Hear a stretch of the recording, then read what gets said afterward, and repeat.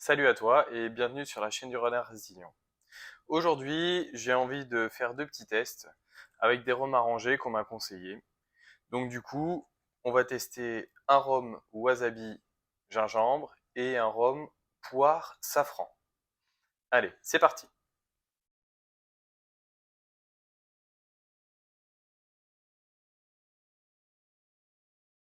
Déjà avant de commencer, il faut choisir son récipient. Plusieurs choix peuvent s'offrir à nous.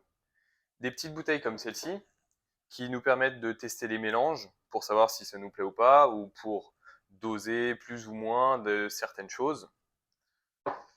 Après, ce type de pot, avec ou sans robinet, qui peuvent nous permettre de mettre des gros fruits, ça permet aussi que ce soit plus joli à la présentation. Troisième possibilité, ce type de bouteille.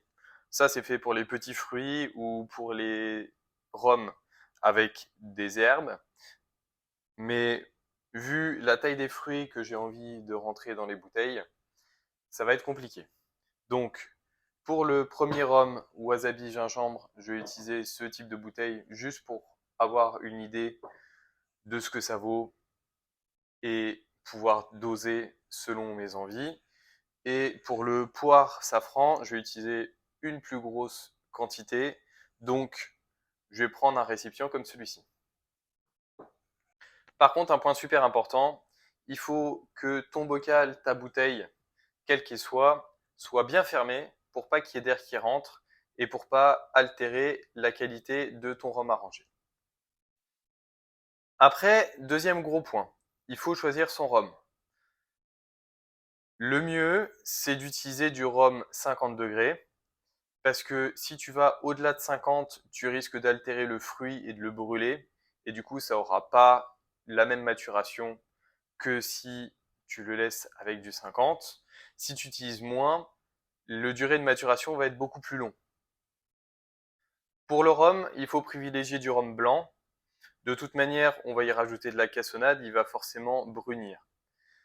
Après, traditionnel ou agricole, à vous de choisir. Pour le choix du fruit, déjà, il faut bien choisir son fruit, parce que c'est le fruit qui va donner le goût au rhum.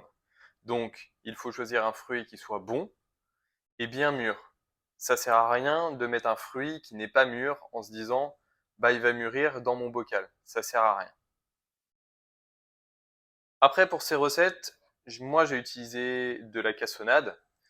Après, certains utilisent du miel, c'est très bien, ça donne un goût qui est autre et en plus, ça a la capacité de faire maturer le fruit plus rapidement. Par contre, pour les quantités de sucre, attention.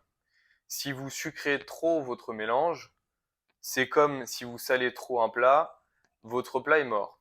Là, avec le sucre, c'est pareil. Donc, il est conseillé de mettre entre 100 sans excéder 200 grammes de sucre par litre de mélange.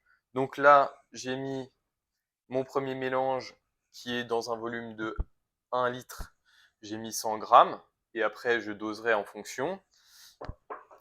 Et pour l'autre, j'ai vraiment mis pas beaucoup parce que le volume dedans de rhum est vraiment très faible. Dans ces recettes, j'ai pas mis de gousse de vanille. Tout simplement parce que c'est pas marqué, c'est pas conseillé, que je ne sais pas ce que ça peut faire avec le safran pour l'un, et le wasabi, je ne pense pas que la vanille soit une plus-value dans ce rhum-là. Si vous utilisez de la vanille, rien ne sert de l'éplucher complètement, vous avez simplement à la sectionner en son centre et à la mettre bien à tremper dans le rhum. Autre chose aussi pour les fruits, plus vous allez couper un fruit petit, plus sa capacité de maturation va augmenter. Donc moins votre temps de maturation va être long. Allez, on va passer à la préparation.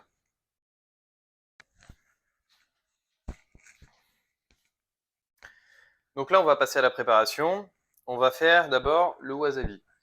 Alors, tout simplement, pour celui-là, on m'a dit de mettre l'équivalent d'une cuillère à café de wasabi dans le récipient et une cuillère à café de cassonade avec un morceau de gingembre. Donc pour le gingembre, moi je vais l'éplucher et je vais mettre un petit tronçon d'environ 1 cm. On va voir ce que ça donne.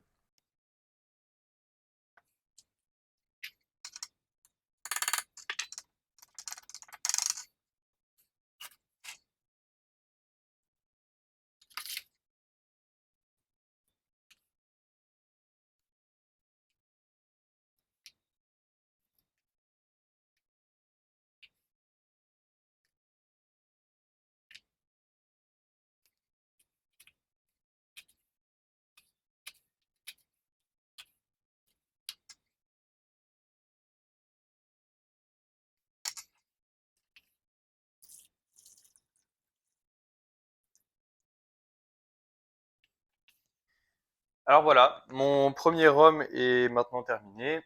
Ça a été très rapide et assez simple. Il faut bien penser à bien le mélanger, notamment pour la dissolution du sucre, parce que le sucre se dissout très mal dans l'alcool. Et aussi parce que vu que là, c'est du wasabi, il faut aussi le faire dissoudre. J'en profite pour te faire un petit appel. Laisse un petit commentaire, un petit like et abonne-toi. Et n'hésite pas à mettre tes recettes de rhum préférées avec les dosages. Ça me fera très plaisir d'essayer de les reproduire à la maison. Voilà. Alors pour celui-là, la maturation, c'est 2 semaines. Donc je vais marquer la date et je le goûterai dans 2 semaines. On va maintenant passer au deuxième.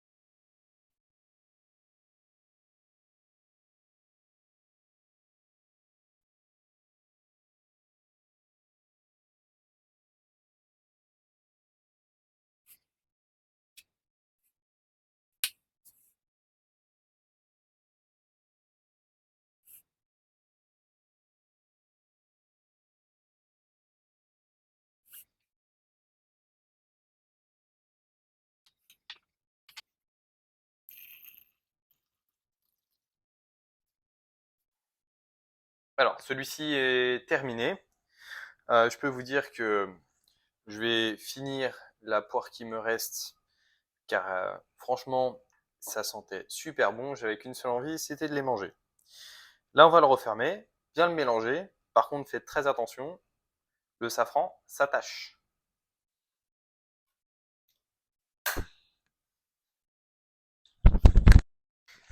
Le temps de maturation pour cette préparation-là, c'est au minimum 3 mois. Donc, dans 3 mois, je la goûterai.